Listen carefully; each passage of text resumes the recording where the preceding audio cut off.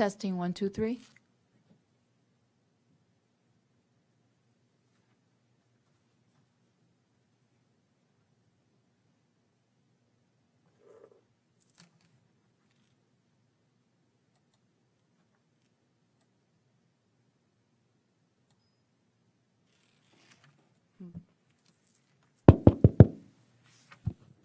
Testing 1, 2, 3.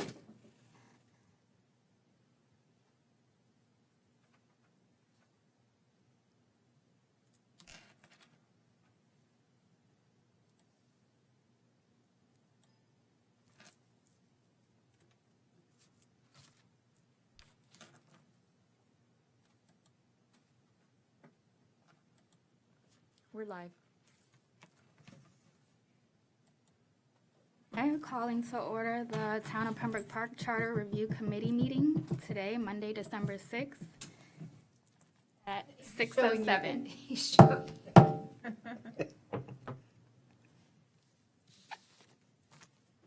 Stand for the Pledge of Allegiance.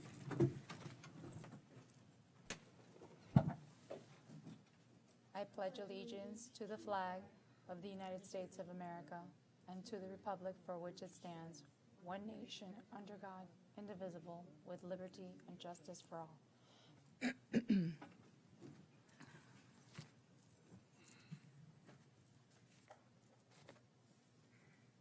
Roll call. Mrs. Cunningham? Mr. Schrader? Here. Ms. Walker? Here. Ms. Weber's out. And Chairperson Buchanan? Present. We have quorum.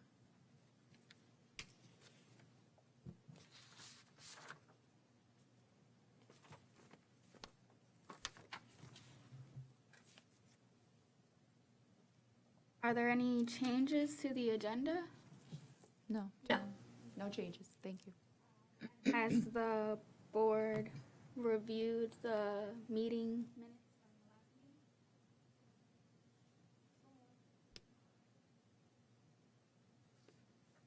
I'd like to ask a member of the board to make a motion. Making a motion to approve the minutes of the last meeting.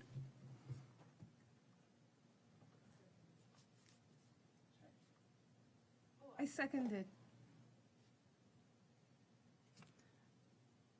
I believe Ms. Cunningham seconded. Okay. So there was already a second. Thank you, though. So motion made by Mr. Schrader, seconded by Mrs. Cunningham. Mrs. Cunningham?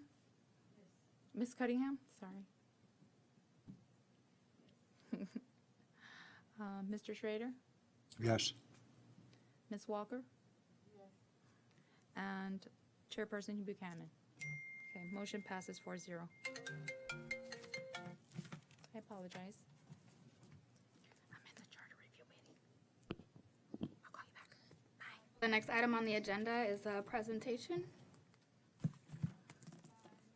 Robert Clark from the Public Services Director.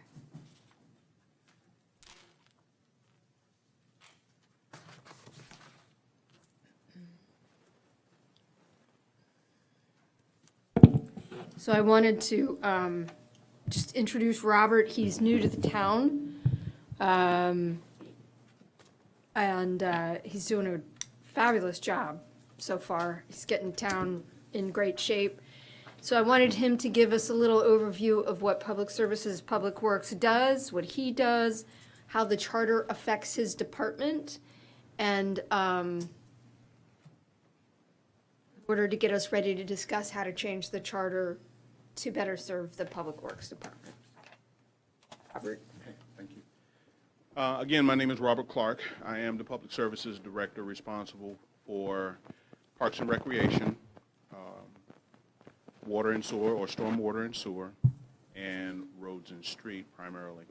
And within that scope, I'd like to thank you, distinguished members of the committee, and helping us move forward with what we've identified as a charter review. So, first thing first. This works. Ah, there it is. Okay. All right, one of the biggest responsibilities what we like to take advantage of is the operation and maintenance of the town-owned infrastructure and the facilities and equipment. And what you might understand as facilities and equipment primarily floats around stormwater and sewage, but also some of the things are associated with maintaining our parks and recreation facilities, as well as the roads and streets. A lot of things happen behind the scenes. You don't even know what happens. If a dog was to hit in the middle of the street, my team would show up, pick the dog up, either get it the help it needs, dispose of it, whatever the case may be. So in many cases, you'll see a lot of things happen, and you won't even know that they're happening. Things you will know that they're happening is when a light bulb is out. In many cases, we won't know a light bulb is out because most of us don't work at night. We work during the day.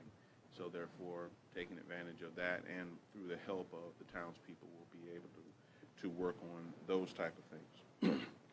One of the things that you may or may not know about is the capital improvements, things that happen as a result of Public Works Department taking a look at the needs of the town and or the city, county, so on and so forth. And we're operating with a 12-member staff. And of that 12-member staff, we have, like I discussed before, Parks and Rec, which we have 3 people over there, Roads and Streets, we have 4 there, administrative staff, as well as water and sewer, we have 2 there. Now, some of the goals that we'd like to take advantage of or present to you, goals and objectives, we want to always provide the highest level of service at the greatest value. And in many cases, a lot of people think that the greatest value is the cheapest, but unfortunately in business, sometimes you get what you pay for. So that we always want to take a look at the greatest value, because it isn't always the lowest bidder we want to do business with. To work collaboratively to gain the greatest output towards achieving quality infrastructure planning. And one of the things that we have to take a look at is that just because we put it in the ground 50 years ago doesn't mean it's working the same way it was 50 years ago. It's just like a car. If you buy a car and it's 50 years old, depends on how you take care of it will determine whether you'll be able to drive that car in 50 years. In many cases, you'll find that there are some 50-year-old cars out there on the road. But there's a whole lot of them that made it to the junk pile, or in many cases, they're on the side of the road rusting away. We may have some challenges ahead of us, and I've addressed that in the regular town commission meeting, and I'm working feverishly to accomplish those tasks and get us in the right headspace, if it were, and not have to suffer at the hands of poor infrastructure. To present the town with, to represent the town with honor, courage, distinction, commitment to the community. That's very important to me, and the reason why I say that is that we want to make sure that when you see a townsperson that works here, they're going to be dressed properly, they're going to look neat and clean. Even though they have a dirty, grimy job, we're going to do the very best that we present the town in the highest and utmost light. In many cases, some of the things that we have going underground in our infrastructure, you know, if you knew actually what was going on, you realize why I say that the honor and courage. It's very important that a person has courage to get down there in that hole full of raw sewage, and we do have a team of people who have to get down there and deal with that if we ever have a break. So that moves us into our Public Works divisions. And we have 4 operating divisions, primarily, and engineering services. Right now, we don't have a town engineer, but we're looking for one that has the experience necessary and the professional background to provide that service. Roads and streets, we talked about that before, and you know, I want to keep everything going well in that, keeping it clean on the right of way and working towards that. Stormwater, and we had a big rain today, and the value of stormwater and wastewater treatment is very important, and you will definitely know if we're not on the job on that particular case. And then Parks and Recreation. And one of the things I wanted to go into, the topics for consideration, is the creation of departments. It is identified here in section 15. I'll give you a minute so you can read it yourself. And this is a part of the present day charter. This is what we actually have in play.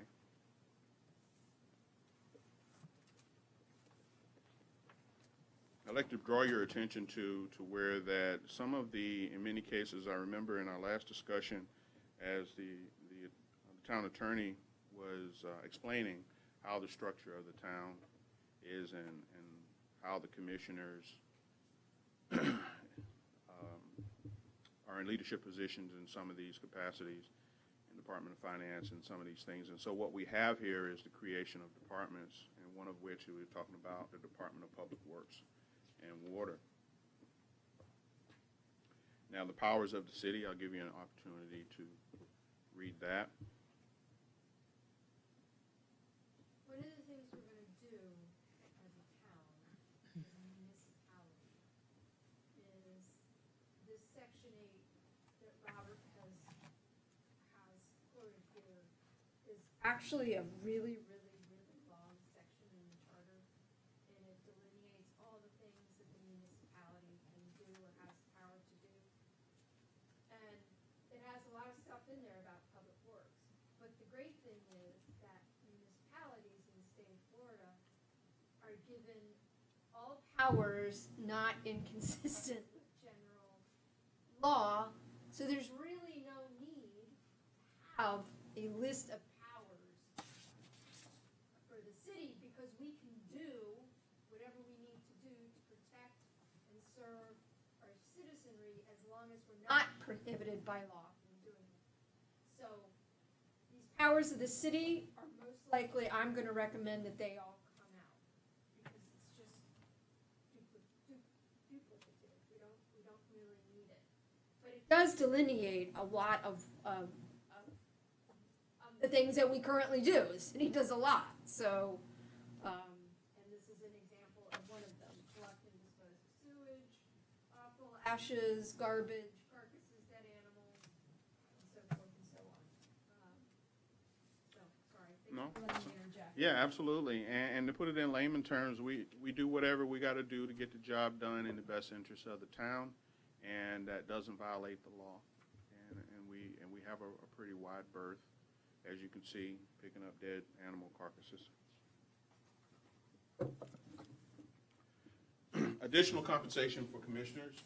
This is one of the things that I think has been highlighted by the attorney. I'll allow you the opportunity to read it, and you can form your opinion on how that actually works. I think we've discussed it at length at the last meeting. Yeah, this provision, again, gets back to the concept. The town originally was a commission form of government, which it no longer operates as. So this, I'm going to recommend that this provision comes out of the charter and is deleted. It's out of date and not accurate.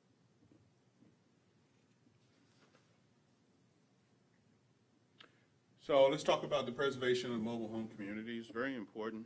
And I'd like to draw your attention to Section 28-279, responsibilities for the connection of the town system. And then we'll go down to Section D, where it talks about the town shall be responsible for the maintenance of wastewater collection systems in each mobile home park up to the sanitation T, and each mobile home lot and recreational vehicle in a lot. Now, what this means to you is that under these provisions that the town is not responsible for the plumbing to your home. We want to identify that, but to the sanitation T. The sanitation T typically doesn't look like a regular T. It looks like a J almost. But what that means is that we'll take responsibility up to that.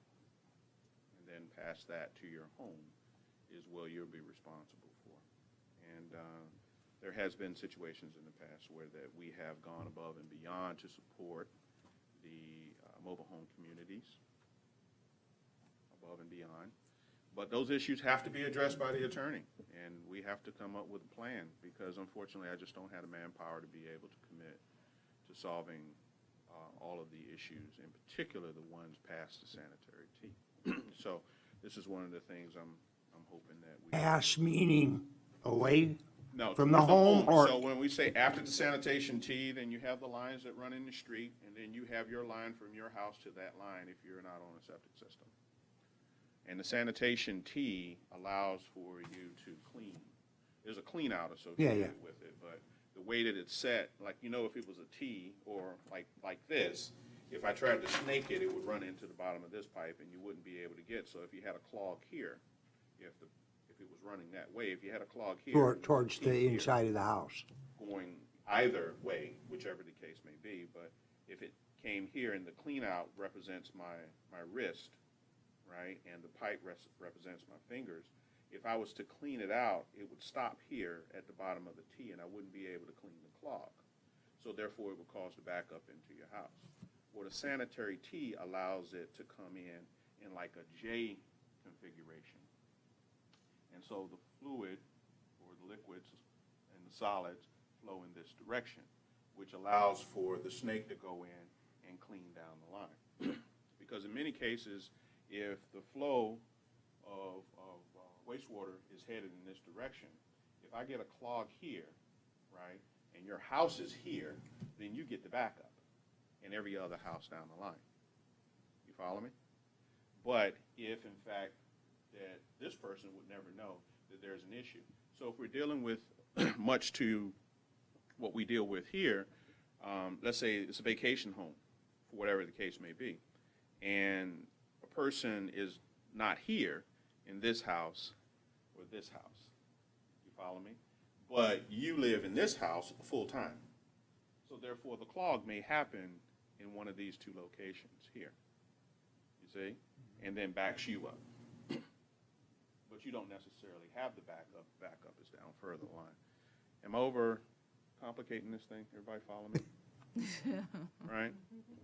So in essence, if you were to call us to solve your problem, let's say you came down, I don't know if it's PC to say snowbirds, is it okay? All right, cool. So if you're a snowbird and you come down in the winter, right, your system could realistically be blocked up, but down the line under your house, and you never even know it. You see, and if you're by yourself or whatever the case may be, low water usage, it would clog that line, and it may clog it 3 or 4 houses before you even know it. And then that's where the problem comes in, because this person 3 houses down may have, let's say, 15 gallons a day usage of water, where you only producing maybe 5 gallons because you're working. Yeah. Yeah. It's hooked on, but it's got a glitch. So lucky. So, Mr. Clark, what is the alternative to that? What's the alternative Yes, to? the way that the system is running now. That's a very good question. So there are a variety of alternatives that we can use. There's one, being conscientious, right? So you have to be mindful of what you flush down the toilet. Many of the problems that we have, or challenges, I don't want to call them problems, we have challenges and solutions. So many of the challenges that we have within our wastewater and stormwater systems is about what is being introduced to the system. And that's where the destruction comes in. So if you're a person who likes wet wipes, you know, or these type of things, or flush, you know, certain products that are not designed to be flushed, I don't want to get gross because it, you know, and some people can't handle. But the point that I'm trying to make is that there are certain things that should be flushed and certain things that shouldn't be flushed. If you flush something that could cause a problem, a lot of people don't know this, dental floss. Dental floss can destroy my $20,000 pump motor. Dental floss. To where in your mind, you're just like, well, you know, that's a pretty cheap motor for some dental floss. But have you ever tried to bite through some dental floss? In particular, if you had the dental floss and it was bound together, you can't break that stuff. And believe it or not, I got 30 horsepower motors in some cases, and it'll grind it to a halt. I know. Just dental floss. That was in the middle of the meeting. Sanitary napkins, you name it, it gets down there. Kids' toys, straws, you know, a variety of different things. I even get 2x4s and coconuts in my stormwater systems that really damage the equipment. So the point of it is that many of the things that we have to do in order to maintain the systems just go unnoticed because it's just about culture. In many cases, it's just something that you don't pay any attention to. You wet wipes or whatever, you change your baby right into the toilet and flush that thing down. Or and it goes down, but it collects in the lift station, and that's where the damage. When it starts to pump it and try to get it to where it's supposed to go, that's where the damage is caused. They actually showed that on the news a few, 4 or 5 months back when it finally reached the end and the filters were just clogged with all that stuff you said. So that's the first step. Second step, and once you educate, the second step is a comprehensive maintenance program, and that's what I focus my energy on: preventative maintenance that leads to predictive maintenance. Preventative maintenance, from my philosophy, that leads to predictive maintenance. It basically works out to like your automobile. So a lot of people think that if the light doesn't come on, you don't need to change the oil. Some people even think that you don't need to change the oil. There are very few automobiles that can operate without an oil change, but in some cases, that people who know or in the know understand that an effective preventative maintenance program associated with your automobile will mean that you can get the full life out of your vehicle. If you neglect quality preventative maintenance, you can also guarantee that it'll leave you on the side of the road. In our case, if we don't have a comprehensive preventative maintenance program that we can move forward and accomplish the tasks that we're looking for, and what I mean by that is to reduce downtime. Downtime is that from the time from when the piece of equipment fails to where that we can get it repaired. And that's a difficult task because there's only a handful of qualified organizations that can get in and do an effective turnaround. And we're talking about, in some cases, 48 to 60 hours is a blessing. But in many cases, we can go 5 to 10 days. In some cases, we just can't even get the thing fixed, and we have to buy a new one. And they can run anywhere from horse and a half, we can get in for $300 or $400. Horse and a half, horsepower is what I mean by that.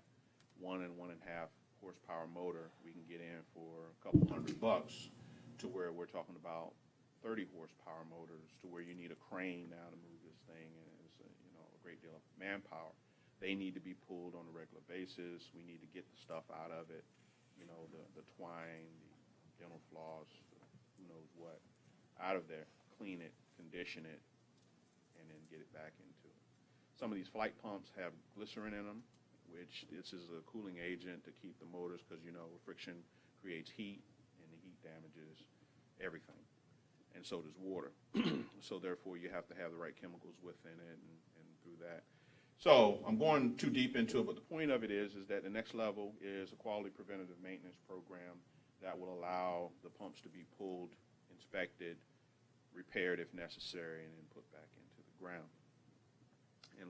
And last but not least, and this is the most important thing that I find to be in overall at Public Works Department, to making sure that resources. So we have to be able to have quality procurement processes, charters, putting all of these things together to make sure that we can move this thing down the road. Because if we don't do that, then, like what we've had in the past, no one can get done what needs to get done, which brings us to this point of why we're doing what we're doing here. We have to review our present-day policies and put the proper policies in place in order to move things forward, and we don't find ourselves in unsettling situations. I'd like to call your attention to the streets and roads lawsuits. We're going to get rid of all of this, from my understanding. That's correct? We're recommending. We're going to recommend it. As part of the rewrite, so see this struck. Yeah, so I'll give you an opportunity to read that, see what your thoughts on that. Say that all again? I lost you there. I'm sorry, I don't have my mic on me. We're going to recommend that this come out, yes. What come out? What's on the screens? What is that? That's part of the charter, section 21A of the charter currently. I think you have to look in your Your packet, I can read it. your original charter. Oh, original one. Yeah. I can read it It's on aloud page if you'd 10. like. No, we didn't. Okay, all right. So I'll give you the opportunity to review that at a later date, and there's 2 sections to that. And pretty much it, for the most part, that's where I draw the line. I do have a copy of the charter, and I've had the opportunity to read, sections of it. And I think, and I fully support, as the Public Works Director, as a Public Services Director, and it's my official title, but I'm responsible for Public Works, Parks and Recs, and Roads and Streets, is I support these changes and amendments 100%. We have to get this, ball rolling to make the necessary changes to bring us up to the 21st century. I talk to my team and I tell them professional level maintenance. What that means to me is that you show up every day with the proper attitude to do what needs to be done in the proper manner. And essentially, we can't move in that direction operating in the past. We have to get into the present. And this is a big leap into the present here. And I think that my colleagues can support that and say that, hey, this is the right thing for the town, it's the right thing for the people, and it's most certainly just the right thing beyond anything else. So, thank you for your time. If you have any questions. Thank you. What does this all have to do? Because I've been hearing things about the town would like to get rid of the sewer business. Is this all going to be? Well, we can discuss that, but I That's don't. not at this part now. I don't want to do that right now. But I think we can discuss that at a later date. But this wouldn't be like considering what That's he's not talking- That's not really a charter issue. I mean, it's more of a town operational issue, and it deals with different issues than the charter. But we can. We won't be doing that one. Well, that We deal- won't be doing anything having to do with sewers per se. Having to whether or do. not the No, that's a totally different. If you want to come talk to me in my office or Heidi or any of us, we can discuss it with you. Yeah. But it's not really a charter issue. Oh, okay. It's not really a Because I charter was under issue. the impression when we first got that was going to be an issue in the charter about whether the town was going to continue to offer the sewer services that they've been doing. We can discuss it at a later date. It's an operational, legal issue that is being discussed. I have a question. Yes, ma'am. The roads. When you were talking about the roads, or is it someone else? Who makes the recommendation on roads and when they need to be repaired? Workers, y'all drive around to, I guess, whatever needs to be done around in the city. What happens to these streets, roads, where you don't even see the lines anymore? Yeah. Pavement, is that you or? Yes, ma'am. Primarily, it's me. Primarily for me, for any of those departments that I talk to, pretty much I'm the person that will stand out front. Okay, so for any of your issues associated with that, but certain roads are county roads, FDOT. That's Florida Department of Transportation, and then we have the levels. So you have interstate roads, intrastate roads, private roads, so on and so forth, and they each have a level of responsibility. My level of responsibility are for the roads and streets that the town is responsible for. And so to answer your question, if there has to be a repair in the road, I'll be the primary focus. But unfortunately, what happens is, and I have to be candid with you, and this is not to shed blame, but we've had a challenging procurement process that didn't necessarily allow for certain things to happen quickly. And so therefore, the vast majority of expenditures associated with most anything in the town has to come from the dais or commission. The commission has to say, yes, move forward with this particular project. And those projects, in many cases, have to be presented, and the people who want to bid on them through that procurement process have to be vetted, and they have to come up with something that makes sense. And then whatever number that they give us, then we have to accept that number. And sometimes that number is outside of the budget. And if I don't have the money, then I can't do the job. It's just that simple. However, there are certain things that are in place for me to do repairs. So as opposed to, and that's professional level maintenance, to where that we can repair up to a certain point, right? But a repair is nothing like a replacement. It's like sneakers, you know. Back in the day, we played basketball so hard in them, we'd take a piece of duct tape and wrap around the sneaker and go back out there and play. You know, but ain't nothing like a fresh pair of Jordans. I hope I didn't date myself. Commissions is the one that we need to go at to, when we want, say like 52nd, the road needs to be done. It really needs speed bumps on it because of the driving is crazy now. So who is it that the residents will go say, listen, when are you gonna do something about the streets? Is it the commissioners that we contact? Well, Is it- specifically, Heidi Siegel. Okay, so, I'll talk to you offline, is what I was going to say. yeah, so everybody is available. Actually, Heidi and Robert are available. If you have questions about roads and you want to get them, I would reach out to both these individuals and they, yeah. Those are the people to get you started. And in some cases, it's the town who is responsible. In some cases, it's a different entity because we have some state and county roads here that are big roads, but some of them are local. But these would be the two people that you would reach out to on staff. If you have a pothole that needs, or a light that needs to be fixed, or a pothole that needs to be paved. And we do have a telephone number here to the town for public works. You just dial the number after hours and then press 1. It goes to my cell phone. And, we'll do whatever we can. I'll hit you after hours. Okay. Thank you, Robert. All right. I hope I answered your questions and satisfied your curiosity. And if you need anything, this is my contact information, and I'll be glad to have a conversation with you in ways that we could help. All right, thank you. So much. Sorry, I'm trying to keep us on track. So 2 months ago, because we skipped a month, happy Thanksgiving, happy holidays, everybody, by the way. Hope everybody had a good Thanksgiving. We had Harry Tabenfeld, who was a finance director here, and he gave a presentation.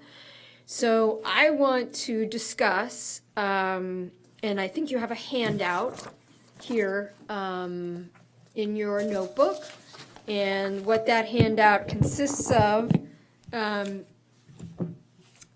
starting on page 1, these are the existing provisions in the charter which deal with or affect finance. On this page 1 here. I'm just describing what these documents are, and then I'm going to go back and discuss them. Page 2 are the Pembroke Park Code provisions relating to finance. So I wanted to show you the difference between charter and code. So the first page are charter provisions dealing with finance, and then pages 2 through 4 are the code provisions which discuss finance in our code. Then after that, starting on page 5, wanted to show you, because we've been doing a lot of compare and contrast with the City of Fort Lauderdale Charter, and so I attached the Fort Lauderdale Charter provisions relating to finance, so we could see what those look like. And that's on page 5, 6, and then their code provisions relating to finance start on page 7, 8, 9, all the way to the end to 13. So one of the things that I want to discuss is what belongs in a charter and what belongs in a code of ordinances. The charter, as we have discussed, is like the Constitution for the town. And the charter, probably one of the most important things about the charter is it's a document which is enacted by the voters. So it has to go to the entire town to be voted on in order to be enacted and changed. The code of ordinances, the town's code of ordinances, is different. The town's code of ordinances is very long. The charter is probably 5 or 6 pages long. It's very short. The code of ordinances is volumes. And ordinances are basically the laws that govern every day, what kind of signs you can have, code violations, code enforcement stuff are in the code of ordinances. And the code of ordinances are things that can be changed by a vote of the commission. So the 5 commissioners. So it's far easier to amend the code of ordinances than it is to change the charter. So what we want to make sure is whatever we put in the charter is something we know is going to endure and is not going to be something that we need to change a lot.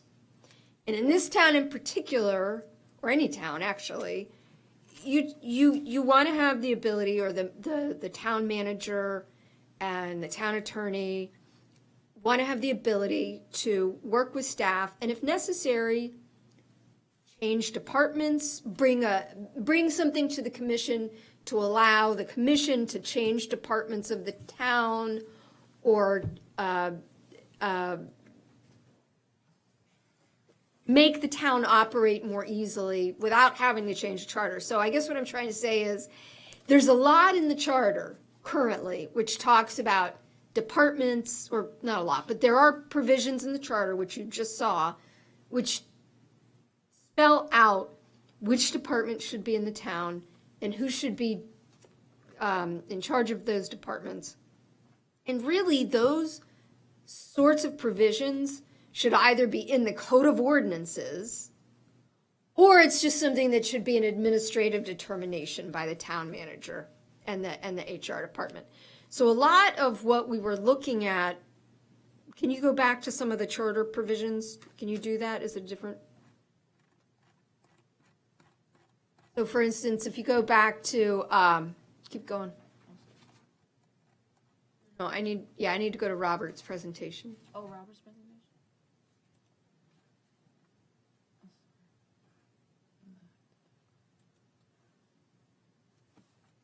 Had it there.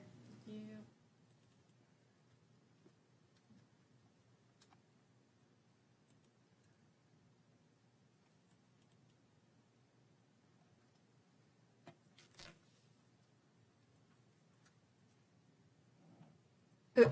Okay, so go back one, please. Back. Okay. So section 15, this is from our current charter as it exists today. This is the way it reads. These departments don't exist, half of them, or they're named different things. And it's an outdated, antiquated clause that needs to be taken out of the charter.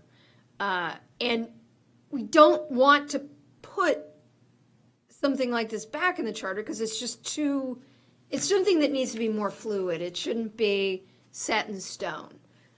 So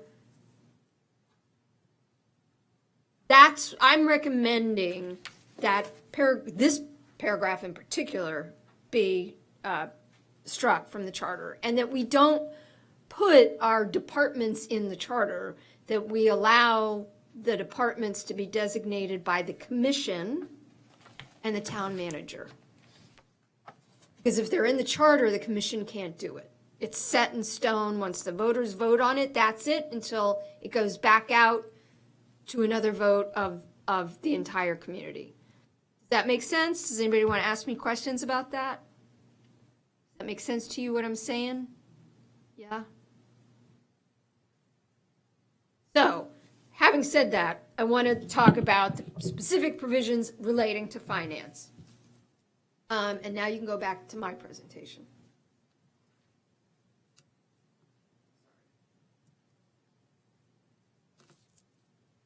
So, on the first page of my presentation are the 3 charter provisions which directly affect finance. One of them is section 15, which we actually just, sorry, I could have stayed on this, but his slide was better.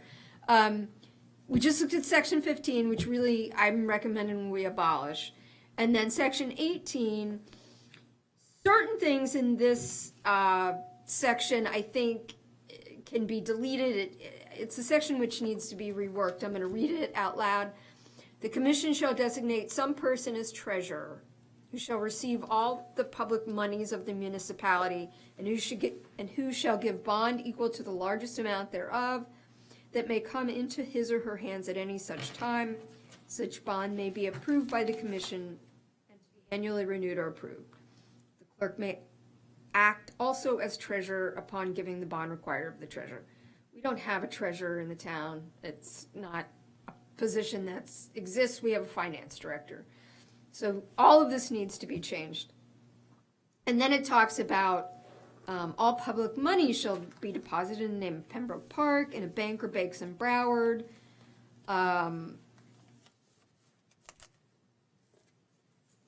Any person performing any duties shall give bond to faithfully account for the same. And then section 19, bond requirements. The commission may require that any bond shall be made by a responsible surety company duly authorized to do business in the state of Florida and may pay the premium thereof from the municipal funds. These three sections, I want to skip over to page 5, and I want to look at the Fort Lauderdale charter provisions. And if you look at their charter provisions about finance and budget, they're, first of all, a little bit more extensive, and second, it has more to do with budget and the fiscal year. And I think that it has to, for instance, section 1 in the Fort Lauderdale Charter 9.01, fiscal year. The fiscal year shall begin on the first day of October and shall end on the last day of September in each calendar year. That's a fairly basic provision. That's not going to change. That's something that should be in our charter. We should have a provision dealing with what our fiscal year is in our charter. We do not have that. So that's the sort of thing that we need to see in our charter. Section 9.02, city manager's budget message and recommendations.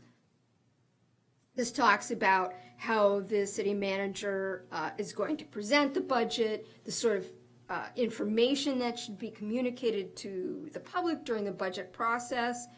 All of that's really important, and I think it's important enough that it should go into our charter. We should have a similar provision in our charter telling us what should the public know about our budget, what information should be communicated to the residents. 9.03 deals with the adoption of budget and millage rates. 9.04, transfer of funds during the current year.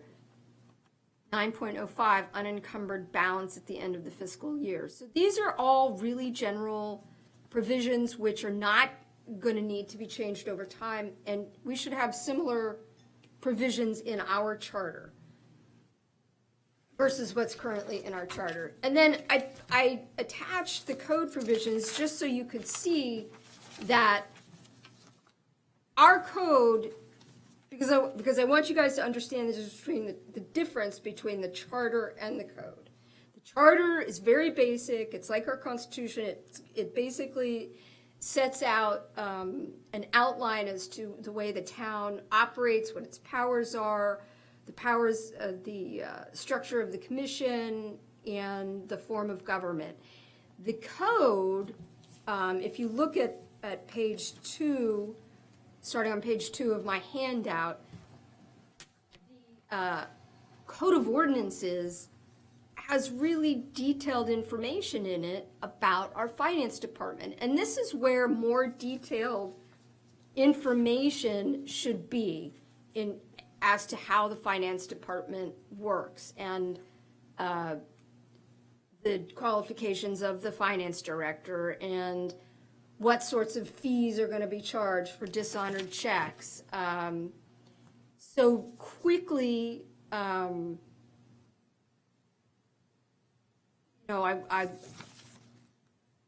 go through this ordinance so you can see that whatever we take out of the charter, that can always be put into the code of ordinances.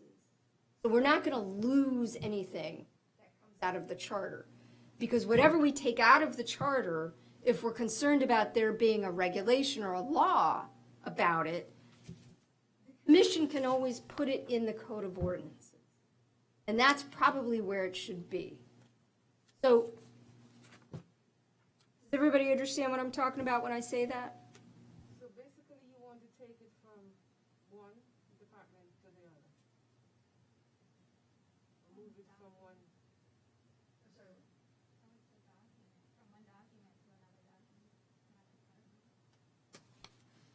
I wanted to, the charter is, you guys have a copy of the charter up there in your book, and it's the constitution for the town. And the charter, except for, unless it goes to a vote of the citizens of the town of Pembroke Park, is not gonna change. So I think anything that is an operational issue of the town, which needs to be more fluid, needs to come out of the charter and it needs to go into the code of ordinances. To be up to date. Yeah, So old stuff and needs to be current, I mean, it needs to be taken out of the charter and put into the code of ordinances so that it's up to date. Up to date. Yeah, and that it's less onerous for us to deal with.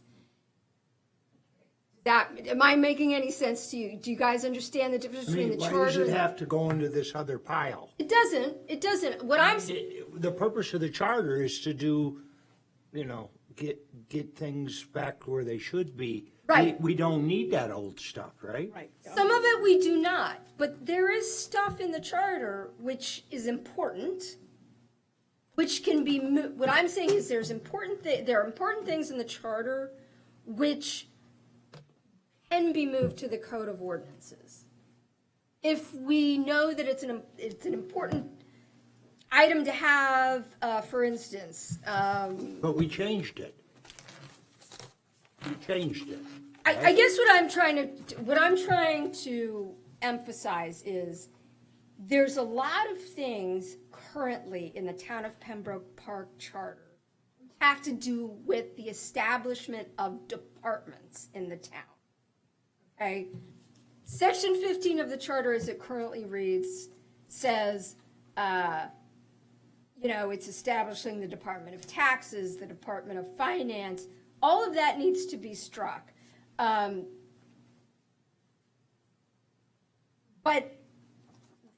so what I'm saying is that rather than establishing departments and putting them in the charter, the establishment of departments needs to be in the code of ordinances because it's something that's going to change over time. And the charter document is not going to change over time. So anything like the establishment of a department or the establishment of a position, for instance, the director of public works, you wouldn't want to say there should be a director of public works. You wouldn't want to put that in the charter because maybe 5 years down the road you want to change the name or you want to change the department and make it part of the planning department. Well, you don't want to have to go back and change the charter for that. You can change the ordinances for that, but you don't want to change the charter for that. So anything that we put in the charter needs to be something which is very basic and is not going to need it's not likely it's going to need to change. So we don't want to put departments in the charter. We don't want to say there's going to be a Department of Planning, there's going to be a Department of Finance, there's going to be a we are going to put town attorney and town manager in the charter. Those are the two things that are going in the charter. But every other department in town, really, it should either be in the code or it should be it's a human. And the commission should be able to make those decisions rather than being dictated to by this charter. Because what this charter does, once it's passed, commission can't change it. Commission is stuck with it. So if we put all sorts of stuff about, the finance department into the charter, The commission can't change that. They don't have any power over it once the voters have passed it. So anything that's specific, anything that's detailed regarding finances should go into the code so that the commission has the power to change it as necessary. It should come out of the charter, it should go into the code so that the town commission has the power to massage the provisions as necessary.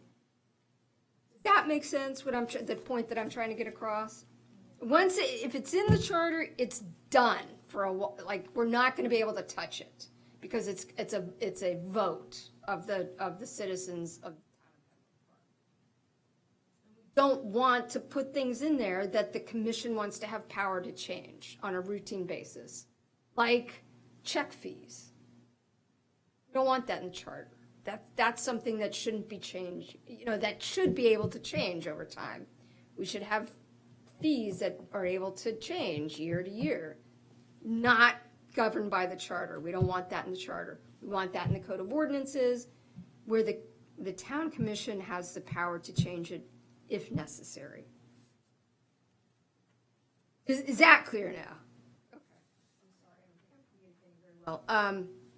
So my point is, in relation to finance, there are these 3 sections in the charter which right now bind the hands of the finance department, or purport to bind the hands of the finance department. And they really need to be removed and or edited and changed and taken out so that they are not creating problems anymore for the commission. Is there anything in these 3 charter provisions, section 15, section 18, and section 19, that you guys have a question about or want to discuss further?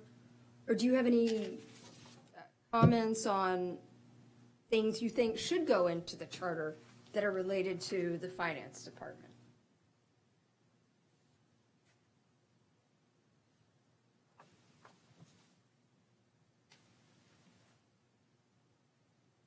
I think I actually have an intern who's been working with me, and we're working on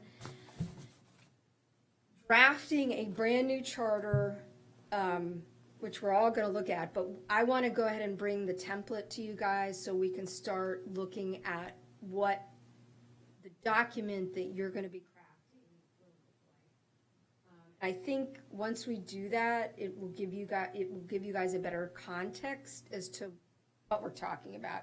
Because right now it's all so sort of out there, pie in the sky. But I think in the next couple months I'm going to bring a draft charter that we have written to you so that we can start talking about the different provisions. I think it's time to start doing that, and we're going to have a long time to talk about it. But that way, I think it'll give you more context, and it'll give us more to discuss here. It's kind of conceptual, and I think it's difficult for us to discuss because it's very conceptual. Do you guys have anything else you want to talk about? Any questions? Is Robert still here? I'm going to ask Robert any questions. I guess I would just raise a concern. I feel like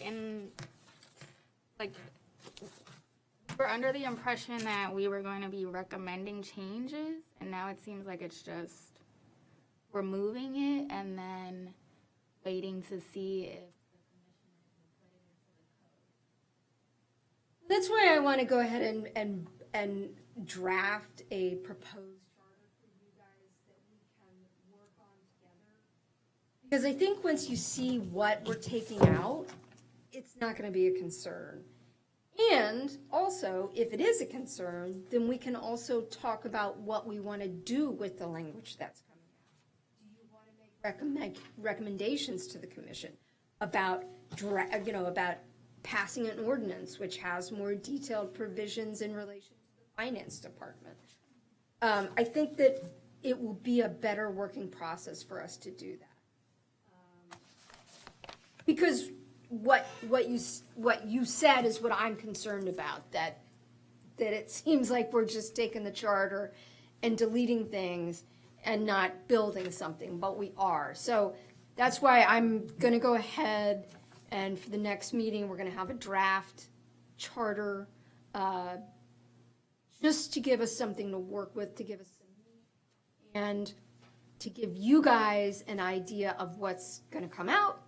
And if you are concerned about what's coming out of the charter, what's changing in the charter, for us to talk about it, and for us to talk about whether it should go into the Code of Ordinances.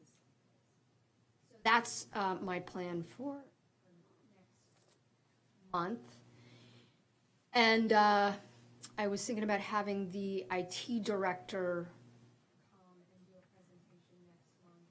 No, Want to do clerk next? you had asked me to do clerk next. I did ask you to do clerk next? Okay, so, It's on the agenda. oh, it's on the agenda, okay. So Marlene's gonna be next month, and then what I'm gonna do is bring a draft charter next month, and we'll start to work on that, but we'll also be still gonna go through it department by department, because I want you guys to understand how the town works, and you've been getting a great education through each one of the department directors, I hope. And I think that's really important for the context of what we're doing. The more you know and understand how the town operates, the better our charter is going to be. Question, so I don't have any misunderstanding. Section 18, you said it's not active, that's what you're saying? For now, it's not active, whatever we see here in section 18? Well, some of it is so out of date. For instance, What do we use in here, in section 18? Do we use anything? I think in section 18, it's so out of date that probably all of this will come out. But if you look at section 18, parts of section 18 are actually already in the code. I think the code has, discusses what happens with late fees and charges and penalties, and I think in the code, yeah, there's also a section 24-102 dealing with disbursement by check, authorization to sign checks. So some of these provisions that are in the charter, which have been difficult to deal with, the town commission has already tried to remedy some of these difficulties by addressing it in the town code. So the town charter is on page 1, and then the town code is on pages 2 through 4. But most, yeah, I would say possibly with the exception, we're gonna have a bond section, I think. Let's see. What do you guys think of the last section, in the paragraph, section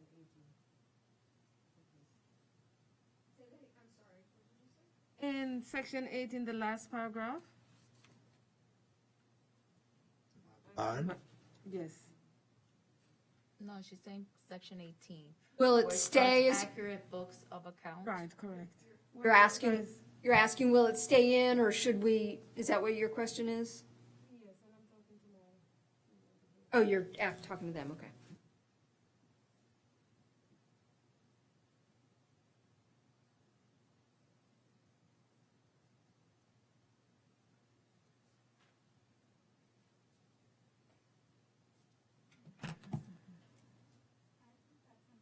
Is that somewhere in the code, some language like that?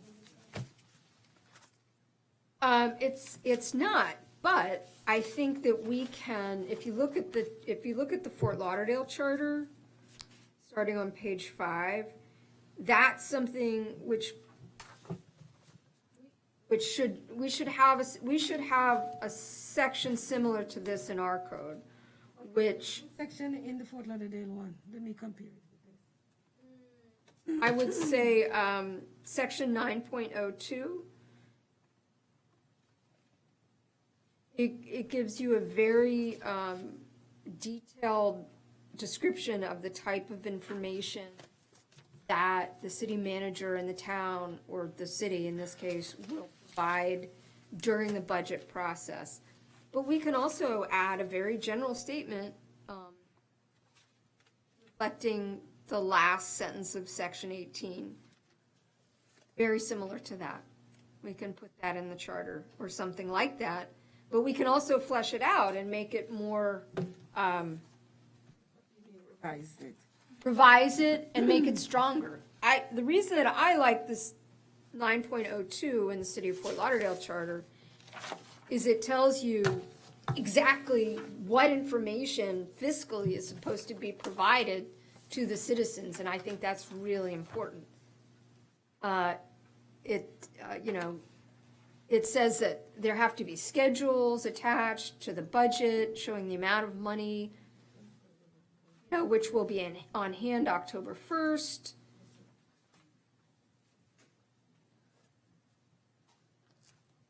So I would recommend taking out or revising most of what's in our charter as it relates to finance and replacing it with something similar to what's in the City of Fort Lauderdale Code, which is very detailed about what sorts of fiscal and financial information shall be disseminated to the public during the budget process. And that's very important. Again, it's on it's on page 5 of my handout, Lauderdale Charter. Oh, I'm sorry. Is it not the same? Yeah, that's the whole one. Oh, I'm Yeah, sorry. I this is the have whole it one. section by section on my Oh, okay. handout. But I find it's on page 40 in the, You're good. You found it, because that's a big charter. yeah. I really like the detailed information that is required to be disseminated to the public in the City of Fort Lauderdale Charter. I think that's the sort of thing that should be in our charter, in addition to that last sentence of section 18. It's broad, it's out of date, it's not useful anymore. Everything in our chart is 200 years. Just about. It's about as useful as being 200 years old. These things up.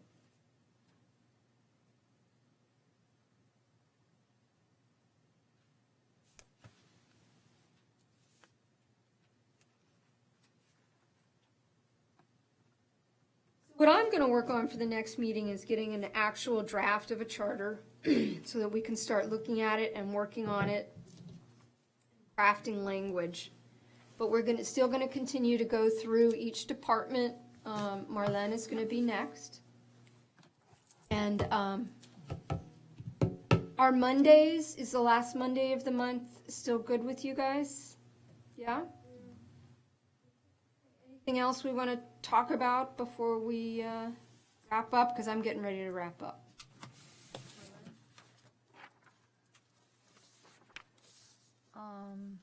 What I'll do is for the next meeting, I'll put together for everyone just a calendar of the entire year. I know that because of November and December, things got a little messed up there, so then we'll just give them a calendar Okay. so that they have all the dates. And we can make sure they don't interfere with any other holidays or anything else going on. Thank you guys for showing up for these. It's so important, and you guys are great about being here.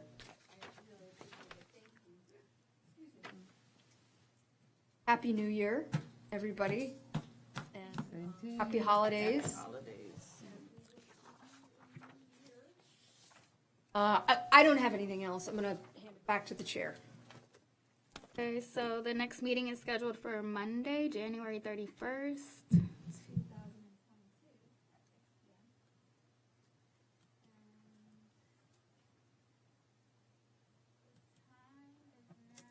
Seven 11.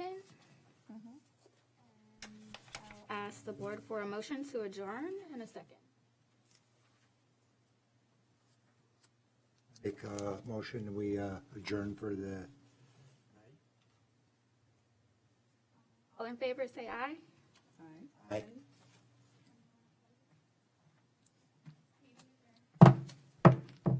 Thank you, guys. Great job. You do also. It's a lot of learning.